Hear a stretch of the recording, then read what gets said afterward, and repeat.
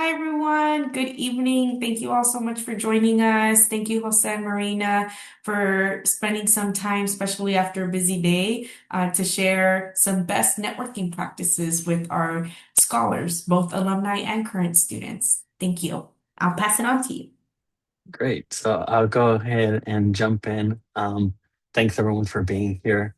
I'm sure everyone's day was equally a whole day, so being here at the end of the day is always great. Um, yeah, so let's go ahead and jump in. I figured we could start off with an introduction. Um, I promise this is the busiest the slide will get. We go the minimalist route otherwise. But to quickly introduce ourselves, we'll start off with the personal introductions and then we'll get into the Young Professionals Network, which we're also a part of. So my name is Jose. I'm a Fulfillment Fund alum. I graduated high school, so I'm an alum from 2016. And then that's when I was done in LA. Then I came up to the Bay Area where I am now in San Jose. I went to Stanford, graduated with my undergrad in electrical engineering, and now I work at IBM where I've been there for I just had my 6th year anniversary last week as a hardware electrical engineer. So thank you for having me, Marina.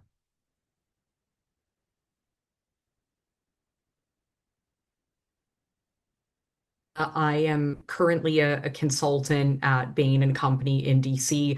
As you can see, I'm in a hotel room right now, traveling for a company offsite, hence the sketchy Wi-Fi, apparently. But before I started at Bain, I went to business school, got my MBA at the University of Virginia, and before that, I was working in tech. So first at AT&T and then at Facebook, both in user experience research. So definitely have had a little bit of a circuitous route to get to where I am now. So really happy to talk about, what it looks like, figuring out what you want to do and how talking to people can help you figure that out along the way. Yeah, and I wanted to mention as a sneaky way to plug this in. So Marina and I are both part of the Young Professionals Network with the Fulfillment Fund. And so I just kind of wanted to talk a little bit about who we are, what we do, um, as also kind of an avenue for you to reach out if you're interested. But we are young professionals who, like I mentioned, like you see with Marina and I, who are either alumni or non-alumni who are interested in the work that the Fulfillment Fund does, and really want to contribute to all that work that the Fulfillment Fund does. And we do that through fundraising, advocacy, and volunteering. Um, and really, what YPN is a community, again, of kind of like-minded individuals who want to make a difference through the Fulfillment Fund, but it's also an opportunity for us to kind of have a network of our own. Yes, we love to help out students, but also kind of a almost a side benefit of it is that you are now part of a network with other young professionals. And so if it weren't for YPN, meeting Marina, I'm not sure what would have happened, even just because of where we are located, right? And so it's been a great opportunity to meet more people, more young professionals who are kind of in a similar phase of life as you, which is always great. And of course, that's always with the priority of wanting to make an impact, wanting to support students who, in my case as an alumni, who are in a position where I was 10, 15 years ago. And I'm sure Marina can relate on that same way. We've kind of, although our paths have been different, you kind of go through a similar one or a similar feeling one with kind of some of these milestones. So yeah, so we're the Young Professionals Network. Feel free to reach out to us, ask more about this if that sounds something that you're interested in, or even as a resource that you want to sort of tap into a little bit more. You can also ask PJ and Carla. Yes, we're in constant communication with them and as YPN, so they can send you our way if you ever want young professionals to continue to chat with. Um, Yeah, so with that, we'll go ahead and jump into what we're all here to talk about networking. Um, okay, so we're gonna try something. I know people aren't always a fan of the chat, but I do want to try and engage with everyone via the chat. So we'll see how this goes. Um, but when you hear the word networking, either unmute or on chat, what are some of the things that come to mind? Go, everyone. I'll leave 15 seconds. Type in the chat. Or you can unmute yourself even. What are words that come to mind when you think about networking? Hello, you. Let's see, networking, emailing people, LinkedIn. Nice. Connecting. Yep. So great. Those are all, yes, those are all great things that come to mind. Um, and those are all true. I think networking means means a lot of different things. Um, and I'm glad that some of the other almost red flags of networking didn't quite come up as first thing to come to mind. A lot of times when people think about networking, they think about kind of having awkward chit chat, awkward conversation where it could be very, we'll use this word a couple of times, transactional, where it feels like you're talking to someone just for a job or just to kind of get ahead, where it feels almost selfish. But the way that we want to reframe networking is that it's not that. And it's a lot more about building relationships, learning, and creating opportunity.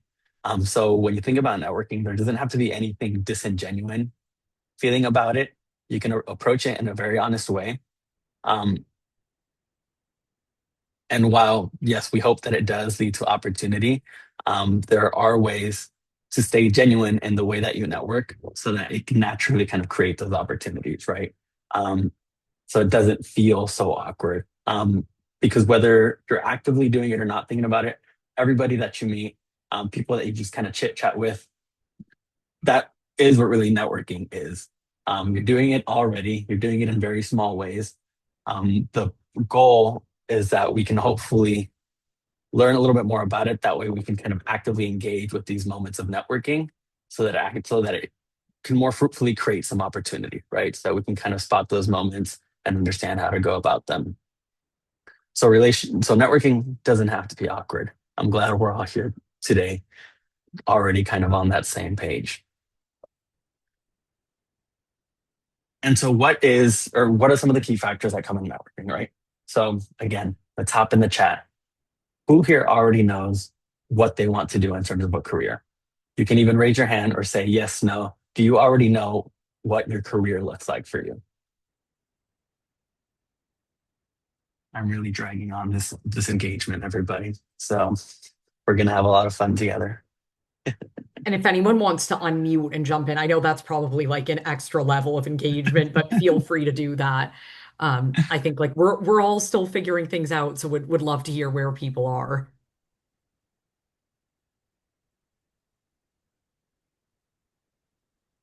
Nice. We got a little bit of everything. We got it absolutely. We got kind of. We got still exploring.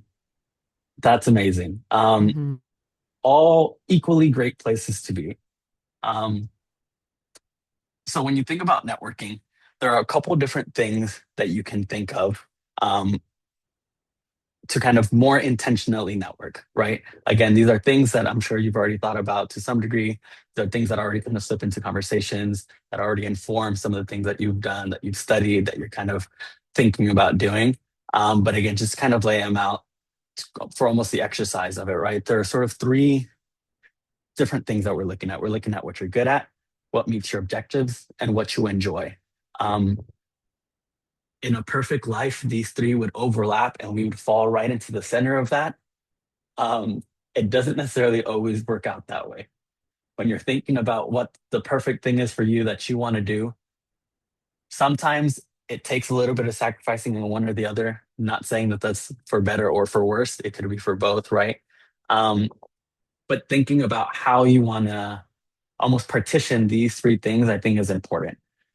Because I don't think, especially as a young professional, it's always, in my opinion, the most kind of realistic to kind of try to find something that hits all three. If you can, amazing. My story doesn't quite line up that way, right? When I look at these three, um, what I do isn't necessarily what I enjoy the most, but it is what met to be quite realistic, my financial objectives right off the bat. And it happened to be something that I'm decently good at. And so those two out of the three were enough to kind of push me in this direction and then to really start to inform what my career trajectory has started looking like and then where I want to take it next, right? So that hopefully I do get to a point down the line where I can fill in a little bit of each one of these three because of how my early career has impacted um, the way that I've been able to navigate. these three different key factors. And so to jump into a little bit of these are things like, what do you get the most energy out of? What are you most curious about? Is stability or variety something that you want to prioritize? Is something like it was for me, financial flexibility, something with high income. Which one of these things are things that you care about? And initially, it's fine to say, I don't know which of these I care about, right? And so you don't necessarily have to answer all of these questions, but start off with a couple of these questions that you think, okay, which do I think are important to me? Which do I think are at the top of the list? And start there. And it might change. For me, immediately out of school, I wanted something that could earn me a certain number. Where I came up with that number, almost hard for me to say now in retrospect, but I had a number and I said, I kind of want to aim for this number. And I studied electrical engineering. Let's go with that. Now that I'm 6 years in, I think about, okay, what might be my next step? And now I'm asking things like, where do I want to live more long term? Where do I actually like to spend my time? Do I like to do electrical hardware engineering? It's okay. It doesn't keep me up. It doesn't keep me up all night from excitement. Doesn't wake me up in the morning, say, what a jolly day. I'm going to be a electrical hardware engineer today, right? But for me, for the past 6 years, that's been fine because it's met a lot of my objectives. It's gotten me to a place. And so now I'm asking myself a different subset of these questions, right? Um, so look at some of these questions and kind of, I feel like you're naturally going to be drawn to some questions that you want to answer and start there. Start there and start to see, okay, what kinds of industries or companies or roles can align with things like this. And if you don't have the answers to some of these questions, as we're going to kind of go back and forth with, that's where networking comes in. Networking is about being able to kind of chat with others so you can find the answers to some of these questions because you don't know what you don't know, right? Also, anyone, feel free to jump in, ask questions. I have a habit of rambling, so let me know if you want to chime in with any questions or thoughts. Great. So, the experience share that I was already kind of sharing. So, like I mentioned before, and Marina, also, if you want to jump in with kind of your experience um, in a bit. For me, when I left LA, came up for school, I chose electrical engineering because I thought my parents always said, do something with computers, do something, quote, useful. What that means, they weren't quite sure. I wasn't quite sure. Neither of them went to university. And so they just said, study something useful. And so I said, okay, what could be useful? For some reason, I said engineering in high school. I was good at math. You guys are all college students, not alumni, so you guys already know liking math in high school it doesn't necessarily translate to college level math. And so, did I love math in college? Not really, but it's something that I was good at it. I was good at it, and I thought, okay, at the end of my 4 years, this is definitely going to land me a job. That's what I thought. Luckily, it did, but that was really my main motivation behind why I went into engineering. And even when it came to a certain industry, now I work in research. So I work with a ton of people who pretty much everyone has their PhD. They intentionally landed in research because their lab experience, whatever it was, they're looking for a research environment. I landed there because of the opportunity. Someone said, hey, there's a role here. They reached out. Do you want to apply? I said, sure. I don't know what research is. I'll figure it out. Now, when people say, hey, do you want to stick around in research, go do your PhD? I can confidently answer, nope, not really. I don't want a PhD. Research is fine. I don't want to be here for 40 years. And that's great. And everyone goes, oh, cool. It's great that you know that. And so that's going to inform my next step, right? So, yes, my journey was one of many questions, many I don't knows, but I kind of hope it works out. Um, and on the flip side to that, I think what enabled it to be a fulfilling journey and experience so far was the one thing that I did very much try to be intentional about was kind of maintaining my curiosity and flexibility. So even in these past 6 years at work, when my boss has asked me, hey, do you want to work on this project? Hey, do you want to learn more about this? My answer is always yes, absolutely. And so because I knew I didn't have all the answers for myself, because I knew I didn't have all the knowledge about what the industry entails, first big boy job. So I was like, what does this even mean? What I told myself was say yes. Say yes to all the opportunities that come your way and continue trying to leave those doors open. That way, as I'm figuring it out, now I know more and now I kind of give myself direction, right? I think if I didn't know much and then also wasn't curious enough to learn more, I don't think I would have gotten to where I was, right? And so not knowing, I think, is fine.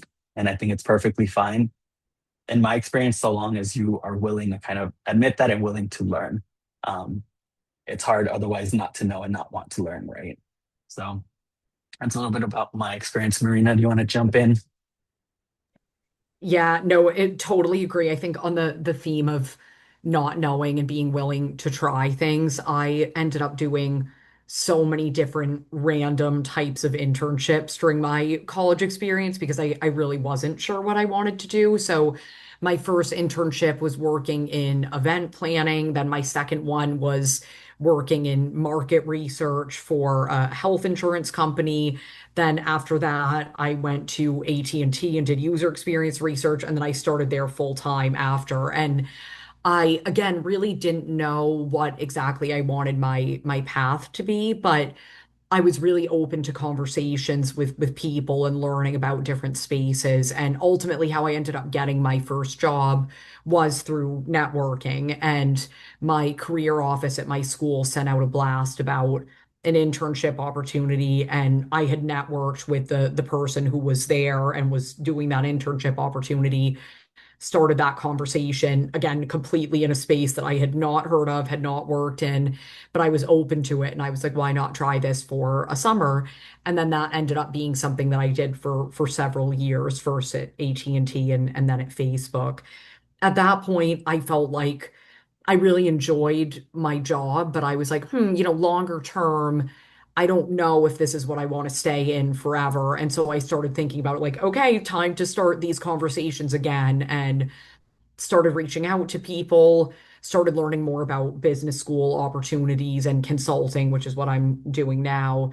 And it really was through people and conversations that I ended up finding my path and staying open. So I think we have this expectation that you're supposed to just like know what you want to do and know everything about it. And in reality, nobody does. And like, even once people start working, we're all still every day like, huh, is this what I want to do? Like, maybe I want to try something different. Like, how can I make that happen? So on, so on.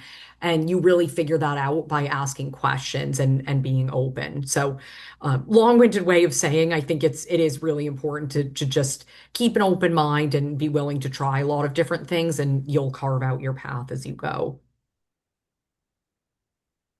Yes, I think the sort of takeaway, maybe from our experiences, if I may summarize it, or what I feel, what I take from both of our experiences is the way networking plays a role in kind of all of this in your experience is almost helping you find that direction by helping you answer some of those questions that you just don't know, right? Um, and kind of taking people's hints of like maybe that direction, maybe this direction. Hey, I have an opportunity, and you're like, sure, yeah, absolutely, let's go. Um, and to kind of go back to some of the answers in the chat from earlier when we asked who already know kind of has their career planned out. We got a mixture, right? We got some not 100%, totally no, yes, absolutely. But I think networking comes into play for all of us, right? For those who don't have any answers, networking will be great. For those who have some answers, networking is going to be great. It'll help fill in those blanks. For those who have some of those answers, networking is still a way to kind of fortify the people that you can lean on. Um, because it's hard to say, even if you do kind of have it planned out, it's hard to say that it's going to go 100% to that plan. I hope it does, obviously. But if it doesn't, or if it does, you continue to have people to lean on because the network is one of those things where you never really know when you're going to need to lean on them, right? But I can, in my experience, and I see some nodding heads, I think we can all guarantee you're going to need a network to lean on at some point. Um, and so knowing how to establish it, knowing how to keep it, even if you're not necessarily having to actively ask questions to your network every day, I think is something that's super key. as you progress. So, what is a network? This is where I think there I had a lot of learning to do, where I kind of had some idea of like, oh, networking is made up of people hiring. So if I know people who are hiring, if I know people in these certain jobs, in these certain careers, that's who my network should be. But a network is so much more than that. And like I was alluding to earlier, it really is anyone that you have any sort of proximity with, I'll say. I don't even want to say you need to have a full blown relationship with. It can be that you're proximal to. And I'll explain why I say that. So, if we think about a network, there are three almost buckets that we kind of came up with, right? You have strong ties, is usually family, close friends, your best friend, the person you're probably texting most of the time. These are sort of very obvious, and it's an obvious bucket of people that you know well. You have warm ties. These are people who you have kind of maybe daily, weekly chats, conversations with, a professor, friends, classmates, someone that you happen to sit next to, you do your P sets with every week, but you don't really talk to outside of these scenarios, right? Um, which I think we also kind of can all envision of people that we are in the same spaces with, but aren't necessarily someone that we text on a day to day. And then there are weak ties, which are acquaintances. And I think this is really um, the underrated bucket because I think these are the ties that you almost put on the back burner, but they have a lot of potential to become these warm and strong ties, right? And they're also the people who are kind of furthest away from where you are now. And so, in my eyes, they're the ones that kind of really help branch out from where you are. Um, and so, my perfect example of a weak tie is people that I know from the gym, even if I've never spoken to them. If you go to the gym and you go to the gym at the same hour as people, as we creatures of habit do, after you're there for week after week at 5 a.m., you start to recognize the same people. And from my experience, we will nod at each other. I have no idea what the names are. They have no idea what my name, but every morning we'll pass each other and nod. One of these people for me he's now a friend now, so he's now a warm tie, I would say. But we started off just nodding each other at the gym. And now, because of this friend, my resume is floating somewhere in Apple for a job, for a role as a project manager. Um, when I nodded to him every morning, was it for any particular reason? No, it was there because we were both not having an amazing time trying to lift weights at 5 a.m. But it's someone who became a warm tie went from a couple nods to like, hey, how's your day? Good, cool. That was it. Slowly to a little bit more. Um, and again, when kind of that chatting happened, was it me saying, "Oh, he's definitely going to stick my resume at Apple sometime"? No, it was just we're in the same space. We're breathing the same air for too long at a time not to acknowledge each other. So let me just say, hey, I think he might have said hey first because I don't like to approach people first. And so that's how he is now someone who's a warm tie and is someone who, if we think about networking as sort of the just to get a job, which we don't do here, but if we want to fall into that stereotype, it's networking just to get a job, that's kind of checking that box, right? And so these weak ties, I think, are really an opportunity where we can start to think about networking a little bit more intentionally. Is who am I surrounded with consistently that can become someone that I kind of engage with? Um, yeah, yes, I think that's all I wanted to say there. So your network really, I think it's important to kind of expand our definition of network um, to include even the people they don't know.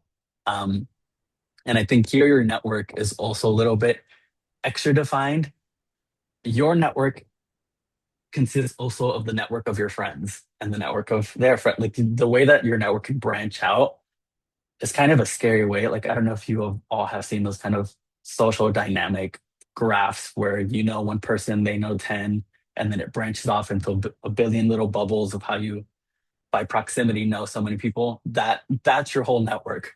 The friend of a friend is one of these weak ties. When you talk to that friend of a friend, you're like, oh, we both know the same person. Great. That's a great way to start chatting.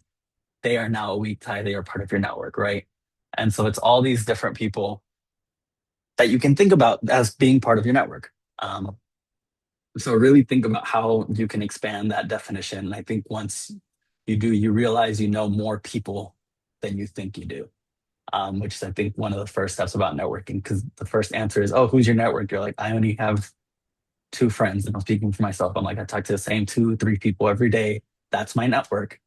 And then it's like, oh, but who do they know? Who did I meet once because of them? Or are the people that I see all the time at my gym? Or there are even people that I see at Safeway often enough where I'm like, wow, I know we recognize each other. You are now part of my network. So, yeah, really think about how you can expand your definition there.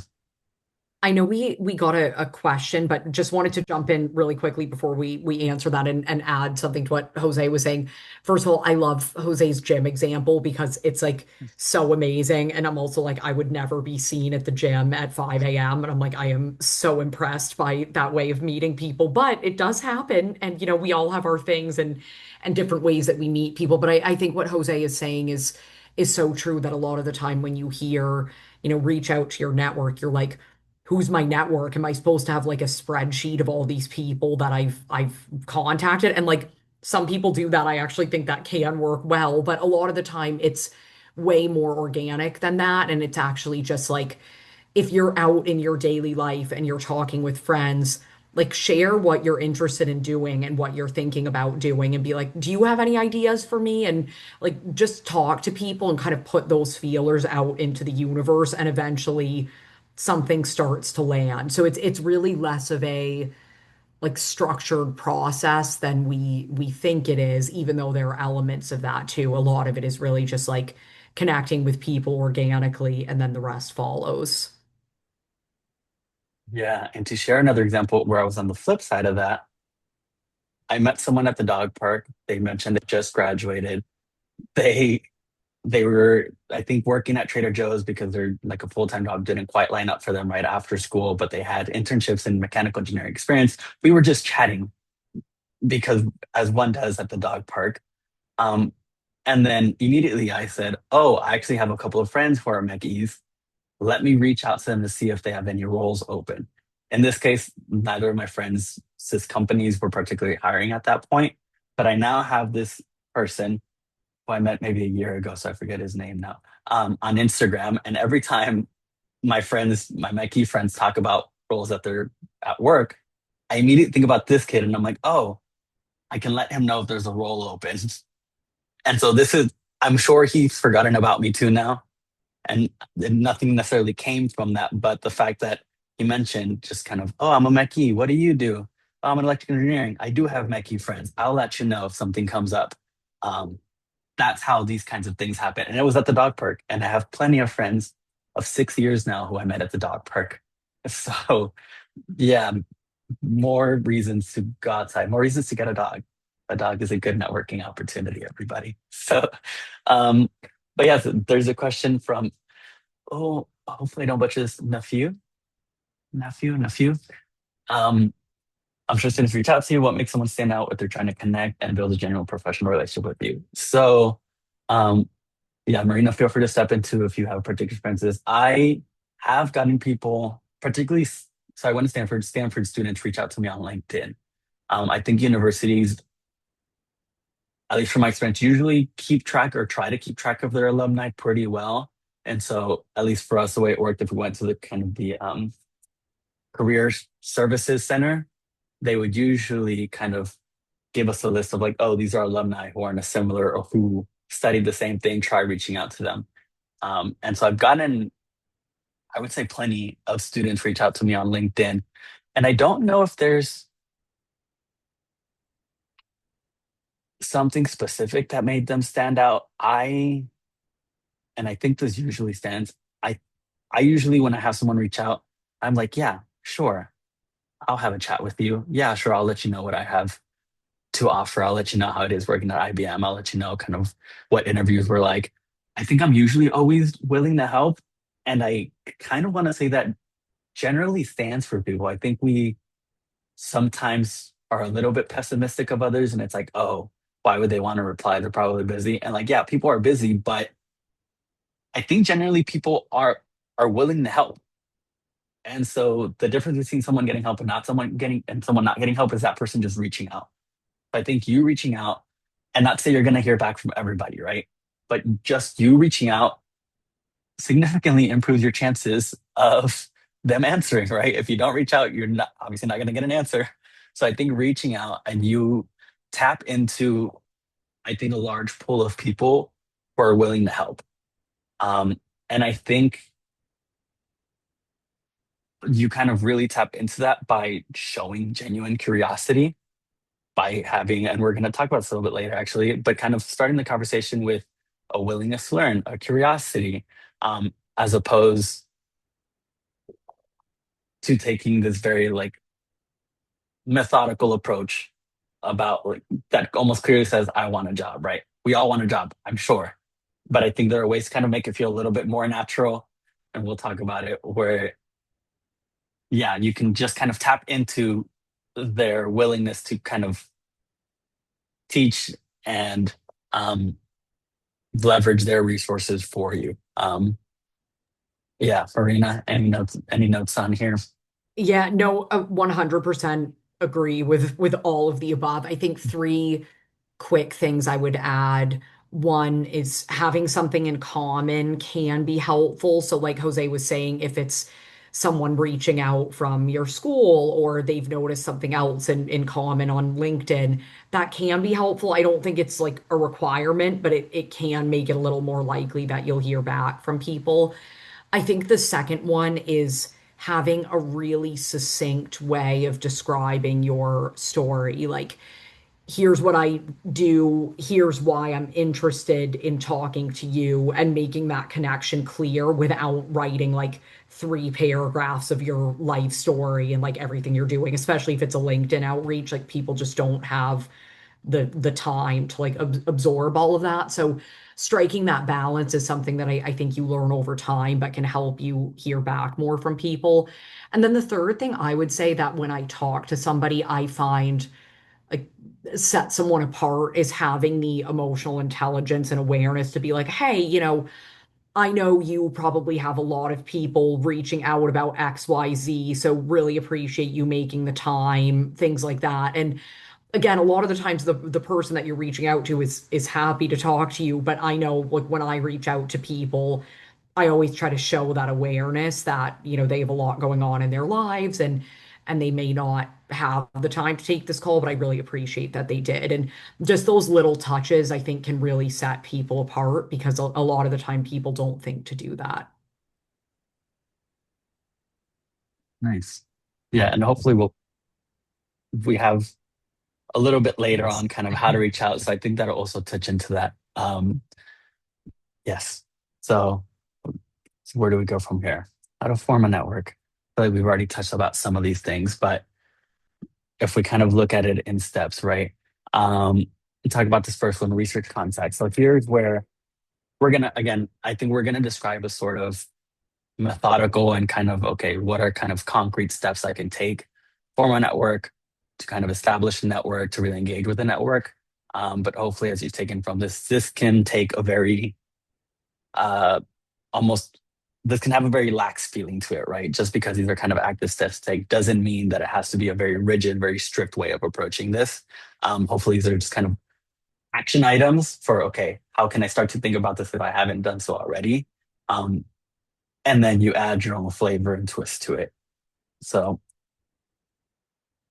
very practical tools, right? Which I think I'm sure we've all thought about, right? LinkedIn is a very obvious one, but also a very powerful tool, right? You have a lot of people kind of within your reach. And I think there are many ways to leverage LinkedIn where it can add some of this personal touch to it, right? Um, like I know my LinkedIn, at least, yeah, I haven't touched it in a little bit, but the last time I checked it and updated it, I made sure I feel passionate about Fulfillment Fund. I have Fulfillment Fund on my LinkedIn. I follow Fulfillment Fund on my LinkedIn. Um, and that does, you do see that when you look at someone else's profile, it's like, oh, what are some of the things that they are involved with? And so I think that's a way that like personal kind of touch comes into it, right? Going back to what Marina said, it's another opportunity to kind of have something in common with someone else. And so hate to be the one to say, really fill out your LinkedIn, but it is a powerful tool. And I think if you really kind of think about how you can make it personal, despite its very resume feeling structure, and that's there for a purpose, obviously, I think it can become something um, very useful, especially when it comes to LinkedIn is usually kind of cold calls where it's like, oh, hey, you're a person at this in this company, you're a hiring manager, whatever it is, I want to reach out to you. And so I think that's a way to kind of break down that barrier of cold calling, which is fine, by trying to tap into something more personal. Um, I mentioned this earlier, alumni databases. If you haven't, if you're, I guess I'm not sure exactly who's still in school versus who's out of school, but I think even if you're out of school, I'm sure this is still something that you can tap into with your universities. Um, I did go to the Career Center and they did have a very exhaustive list, as a matter of fact, of where all their alumni were. And so, and like Marina mentioned, already going to the same school is already a starting point for, hey, we went to the same school. Do you want to help a young professional? And I feel a lot of times it's like, yeah, sure. You're reaching me, you're reaching Marina on the other side. Um, and hopefully you've gotten the gist that we're generally friendly people. And so you're reaching out to people like us who are always willing to say, yeah, sure, let's hop on a chat. So that's definitely a good way to find people. And again, it has that practicality of the fact that you both went to the same university. So it's a good starting point. And then existing connections. This again kind of goes back into the different kinds of ties that you have.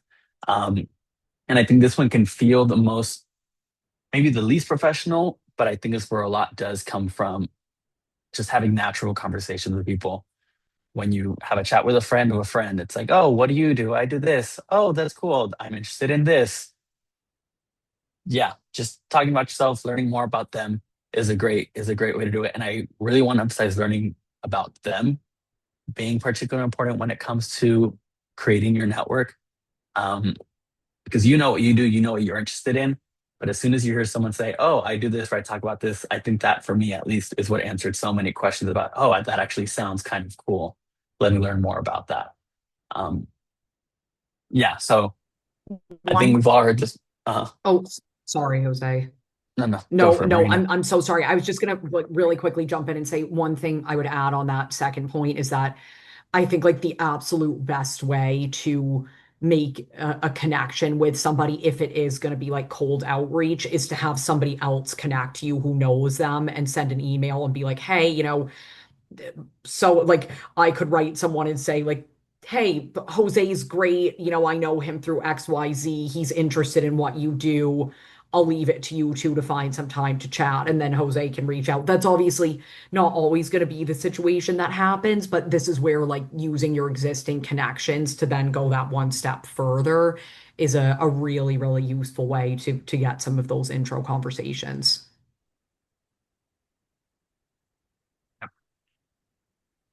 Yeah, I think at the end I was just gonna say that I know maybe some of us are tired of hearing, "Oh, LinkedIn, LinkedIn, LinkedIn." It is, it's a useful tool, and I Hmm. think it's about learning how to leverage it. Um, that really makes a difference. And no, yeah, Carla, yeah, you can see who you're connected with. And we see it all the time. We see it on Instagram too. People you may know, easy way to extend your network there too. LinkedIn works very similarly. People you may know, people you're connected to, easy way to kind of um, make a new connection.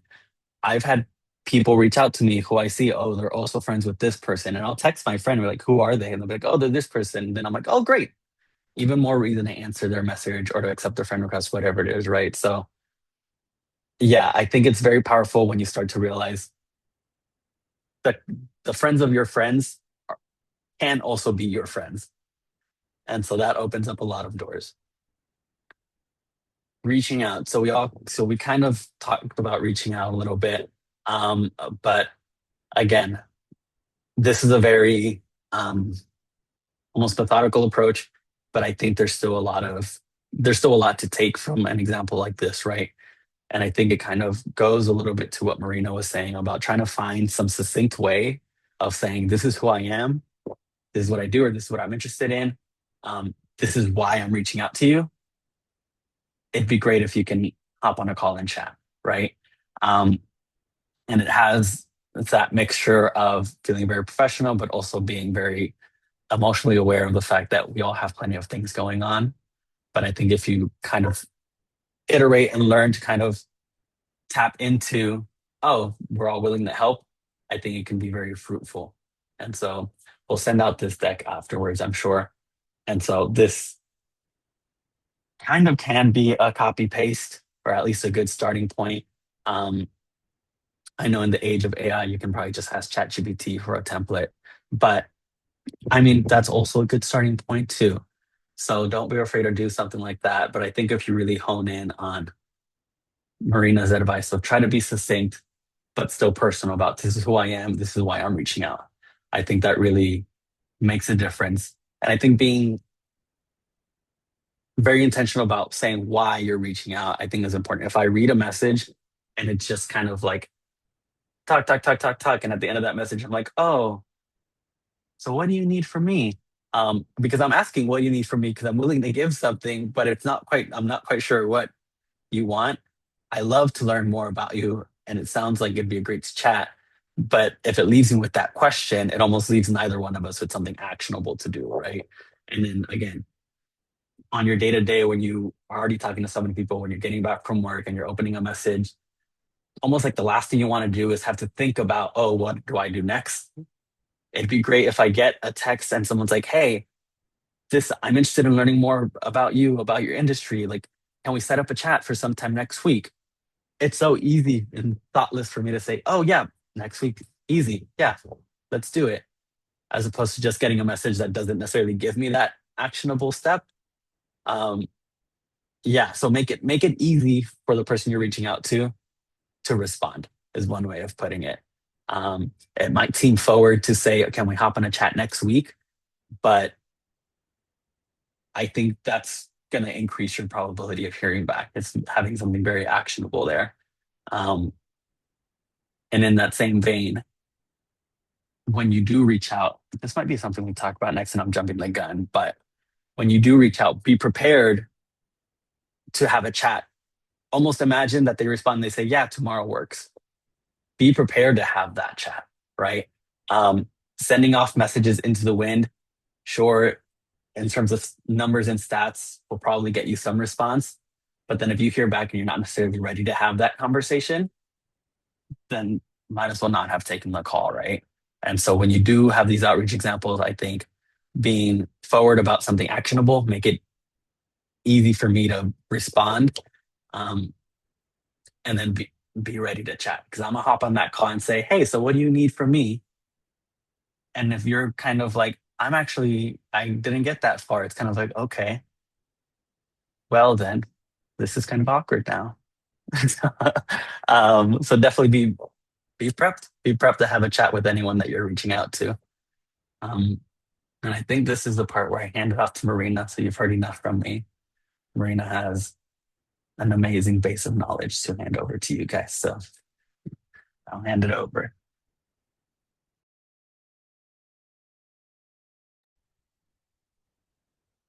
Marina, you're on mute. People. Can you hear me now? Weirdly, I wasn't on mute, but here we go again with the tech issues. Hopefully, we're going to be okay. I just got a message saying my connection is unstable, so I'm crossing my fingers. I was just saying I felt like I wanted to clap when you were saying that, Jose, because it's so accurate that it's really, really important to make it as easy as possible for the person that you're reaching out to. And then if you're asking someone to make a connection for you, also make it as easy as possible for that person. So you can even offer to like give them a little blurb about you that they can include in their email. Like they may want to use it, they may not, but all of those little touches are really important. And then super important if that person connects you with somebody and says like, hey, I'll let you two take it from here to set up the time. don't be like, oh, I'm gonna wait until that other person responds and see if they want to talk to me. Like, they're gonna wait to hear from you. So, like Jose said, it's better to be forward about it and have them maybe not respond than to just like leave it out in the open because you need to be the one to create the action and make it as easy as possible for them. So anyway, okay, I'm gonna get off my soapbox there and move on here to the piece of connecting. So I think once you actually get to the point of having the conversation, it's really important to do a few key things. I touched on this one before, but the first thing is like opening with a thank you and saying how much you appreciate their time is a great way to set off the tone. And then something I find really tricky is when I'm talking to somebody and they might say like thank you so much for the time, and then they just kind of like wait for me to say something, and I'm like, oh, like am I leading this conversation? Like this is, something that I don't really know like what you need from me and what would be most helpful. And so it really, really will show that you are somebody who is thoughtful and intentional if you can say something like, if I were talking to Jose, I'd be like, thank you so much, Jose, for taking the time to chat with me. I know you're really busy, so so grateful for you carving out 30 minutes of your day. To give you just a brief overview of where I'm coming from, I can start with a quick intro of myself, and then I have plenty of questions for you if you don't mind. Like just giving that kind of framing is a helpful way to kick off the call so that the person doesn't feel awkward. And then you want to give a succinct overview of who you are. And then ask them about themselves, of course, too. On to asking good questions. So I think what can be tricky here is that sometimes when people hear ask good questions, they're like, oh, I have to ask questions that are extremely specific about this person's industry. And I need like Chat GPT to come up with a list of, super narrow things and make sure that I show that I'm like an expert in this space. In reality, the person knows that you like don't know the space probably, and you want to have done a little bit of research that you can ask something intentional. But really, I think people like to talk about themselves. So if you can ask them things like, thinking about your journey of getting to where you are now, like what are some of the things that were important to you? Like, how did you carve out what you wanted to do? What's been most interesting to you in this role? Like, what are some of the challenges? If you were someone in my position, what would you think about? Something I also love to ask is like, what is something that really surprised you once you started in your role that looked different than what you thought it was from the outside? So those kinds of questions are ways of teasing out one, is this a career that would be a good fit for you? And two, it really allows the person to reflect on more of their personal experiences. And I think people remember and feel better talking about themselves than they do talking about like a specific area of their industry. And I see the comment very guilty of that. We all are. And I do think there's a balance there. Like it's good to show that you're knowledgeable, but I think you also want to come across as human wherever you can. Um, Lastly, have a solid closing. So I know we've talked about this in the chat a little bit. You want to close with a thank you, and then if you feel it's appropriate, I think it's always a good thing to say, is there anyone else that you would recommend I connect with? I think that you have to feel that out. If it didn't feel like it was a good chat and it was like a little stilted, you may not want to ask. But if you felt like, we really connected here, I felt like they seemed interested in helping me, you can say it in a soft way, like, I'll follow up with you as I continue in my journey. And, if you can think of anyone else that would be useful for me to connect with, would really appreciate it. And then when you send them a thank you email, which you definitely want to do within 24 hours, ideally the same day, you can put in there like written, if you have anyone else that you recommend I connect with, please let me know. And I'd really appreciate the opportunity to reach out to them. Awesome. Okay, following up over time. So something that can happen a lot is you'll have these conversations and then the relationship just kind of dies. And that's going to happen for some of these. Like some conversations will be more useful than others. But if you connected with somebody where you're like, oh, they're really in an industry that I want to be in, or I just felt like we connected really well, make sure that you track that connection. And this is where something like a spreadsheet, it sounds cheesy, but can be helpful just to like note who you've talked to. Some of the people I went to business school with did like crazy color-coded spreadsheets. I do not think it needs to be that complicated, but just jotting down, this is like I talked to PJ today. Here's what I learned about PJ and jotting something personal down there. Action item for me is to follow up in 2 weeks when I submit my application to this role or whatever it might be is really useful. So definitely like keep track of that. As I've said before, send a thank you note within 24 hours. That one shows them you appreciate their time, and two has some kind of next step of like I'll follow up with you at X point as I do this. Then you want to reach out to them organically at times where you don't need something from them. I think that's really important. So just writing like, hey, I just submitted my application. Just wanted to let you know. Thank you so much again for your help in getting me to this point. Or like, I've been thinking about X recently, had a question about this. Would you be able to chat again if it's been a sufficient amount of time?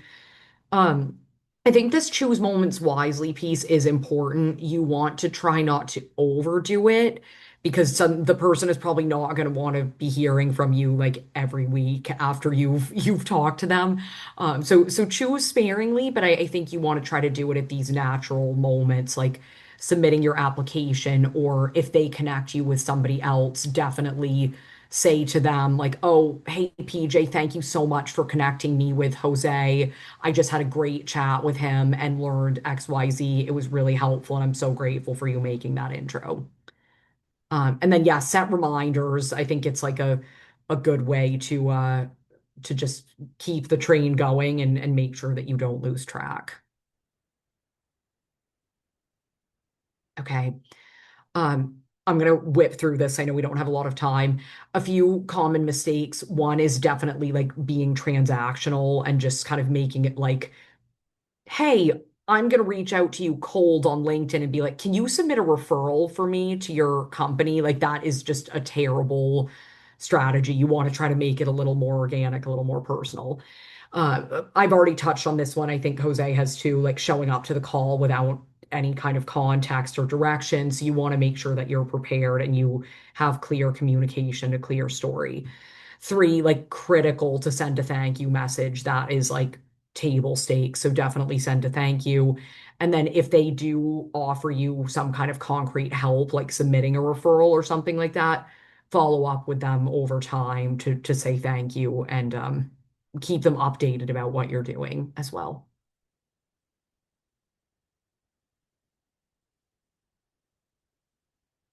Okay, All yes, a right, I few skipped final the slide, thoughts. but yeah, I skipped Yeah, the slide, but I figured we can jump here and also yeah, have I any questions for anyone who No, I needs. think that's great. And yeah, definitely would love to hear any questions. I think just closing thought is like a lot of the time networking can feel scary, but in reality, people like to talk about themselves and share their journeys a lot more than we realize. And everyone has been in the boat of reaching out to others for help. So it's always best to just do it and put yourself out there, and you never know what it could bring.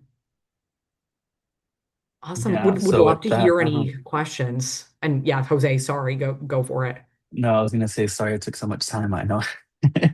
I think I stole a little more than half of that. So yeah, so there are No. any questions? I know we're kind of at the top of the minute, but I think we're willing to stay a couple of extra minutes if anyone has questions. If anyone, yeah, also wants to stay a little bit more.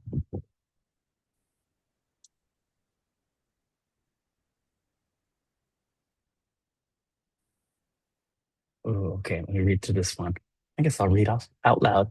A little off topic, but since you've both been in the industry for a long time, I thought it would be worth asking. With AI constantly evolving many jobs that it is may not exist in the future, how would you approach building a career and staying ahead of these changes, especially while in college? That is a very that's a very packed question. So I work in engineering. So It's a great I one. yeah, I'm in the Bay Area, Silicon Valley. I have friends who are software engineers, and we talk about this all the time where it's like it is doing a lot to our industries. Some of us are scared, some of us are less scared about what that means. Um, in terms of building a career, so don't take this as gospel, right? Because we're, I think, equally experiencing this kind of shift. And even though we're in the industry and I'm in tech, there are so many questions and so many blind spots about how this can evolve. Like 6 months ago, we were like, oh, this is fine. It's not taking jobs. 6 months later, it's like, oh, well, maybe, but maybe not. And so the way that I like to think about this, and I've had this conversation with a lot of tech friends, is that yes, AI is evolving, but it's evolving for everyone equally, right? So I think what it's doing from a tech perspective is sort of reshaping some roles. So while, for example, for coders, it is sort of replacing very entry level coders, but it's not completely eliminating the need to code. We still need people who do software. But now the way that we approach our day to day is a little bit different. If we have something that can code for us, maybe our job isn't so much about coding, but it's now about figuring out, okay, what should I have it code up for me? Because now it can code everything I can imagine, but I don't want to code everything I can imagine. That's going to take so much time, effort. It's going to lead to a lot of kind of walls. So then you have, as a software engineer, you have to be more intentional about, okay, I have so much power at my hands. How do I use it wisely? And that in itself becomes your job. Now trying to figure out how to use these tools. And so when it comes to AI, again, my opinion is learn how to use it, stay open to it, lean on it because it is a very powerful tool, but learn more importantly how to engage with it. I think a concrete piece of evidence or kind of um, piece of experience that I can offer, one of my friends, software engineer, her job or part of her job, they tasked her with integrating AI into the interview workflow. And so they want to see how you engage with AI. They don't want to, they want to see that you're a good coder, but when it comes to AI, they want to see how you engage with it, right? Because there's so many ways to do so. And so learning how to engage with it, I think is important. Um, Especially if you're going into tech, learning how to be learning how to be a little bit pessimistic about it is also important. A very powerful tool. It's not perfect. Learning how to note those blind spots as opportunities for you to continue to engage yourself is important. But yeah, I mean, I think it's hard to argue that it's not here, and so yeah, it's a learning curve for all of us. Sorry, I don't have a concrete answer, but the more you can engage with it, the better I would say. And again, find opportunity for ways in which you can spot, oh, the AI can't quite do this. This is where my value still is, or this is where I can still add value or use AI as opposed to the AI being the driver. Um, yes. Oh, incoming sophomore, you have so much time. Oh, to be young again. Yes, it's amazing that you're already thinking about networking as an incoming sophomore. So you have a lot of time. And then Chip, Chipper, a raised hand. Hopefully I said that right. Yeah. Yeah, you pronounced it right. So I guess a little introduction. My name is Jipper. I'm a rising sophomore um, at UCLA studying business and economics. And basically, I've been doing a bit of informational interviews over my throughout my first year, but I really, or um, I guess I really have the question of how do I make sure that I don't make these connections sort of transactional because I really feel a little hesitant when I'm asking someone, oh, by the way, is there any opportunities that you think would be good for me, or is there anyone else you could connect me with? Because I feel like whenever I do ask something in that manner, it's always like I'm trying to get something out of them versus, just being an organic connection. So I guess how would you guys recommend that I I guess try and not make it seem like I'm taking advantage of the person I'm connecting with. I think, and I'll keep it short that way Marina can also give her wonderful knowledge. I think part of it comes from reframing it for yourself. Don't think about it as like, oh, you're taking advantage of this person. You're trying to just use them for an opportunity. I think the less you think about, even though it kind of feels away, if we kind of work to make it feel less of that way and more like of a, this is something that we do. We chat with people. We have conversations with people. We look for opportunities with through other people. I think reframing it a little bit makes it feel a little bit better because everyone's doing it, and that's kind of how things work. We're social. We're meant to be social as people. From the psych books that I've read, we're meant to be social, right? And so thinking about it as not necessarily as like something transactional, but as something that's like conversations are things to be had with people. I think is very helpful. And then I think at least what's helped me is before kind of ending with the hey, do you have a job for me? I always take the first chunk of the conversation as I want to learn from you. So I have questions for you. I'm curious about you. I'm curious about the job. I'm curious to learn more about the industry, whatever. So I feel starting off with as Marina was saying, questions about them, questions about their kind of career and trajectory, I think softens you both up to realize, oh, we're both just people. And then Yeah. after all that connecting, you say, oh, hey, I found your story really impactful. I found your story really inspiring, motivating. I, I think this role sounds like a very interesting role. Do you have, do you know of any opportunities in these roles? Do you know of any opportunities in your company where I can continue to explore these things? Things like that. And then it feels like you're still making an ask, but you actually took the time to kind of learn something. They may learn something from you. So it wasn't just about that, right? Putting a lot of value in the learning part of it takes away the transactionality of it at the end. 100% agree. I would also add that in the conversation itself, like Jose was saying, use it as an opportunity to ask questions. But even more than that, I think use it as an opportunity to try to make the conversation feel like you're just, like Jose said, like two people talking. I think that sometimes it can feel awkward when it's very clear that somebody is just like, reading off a list of questions and you respond and then they're like, okay, next question. And it sounds like really robotic. So if you can, if I were talking to Jose and I had reached out to him and he shared something about his background, I might say like, oh, it's so interesting that you say that about how this element of your job really surprised you because like I found that experience in my internship doing XYZ, and it's made me think that maybe what I want to do in the future is X. Like really trying to make the conversation feel as fluid as possible. And then by the time you get to the end of it, hopefully the person feels like you've had an organic enough, nice enough conversation that it won't feel transactional. And some of that is just feeling it out. Like you'll know if the conversation was kind of awkward and you're like, oh, like I don't know if this is really the connection that was strong enough that I want to make that ask. And then other times you'll be like, I think it was good enough. I'm going to just ask it. And I think the way that you do it is important too. So I would say something like, you know, Jose, like again, so appreciate your time today.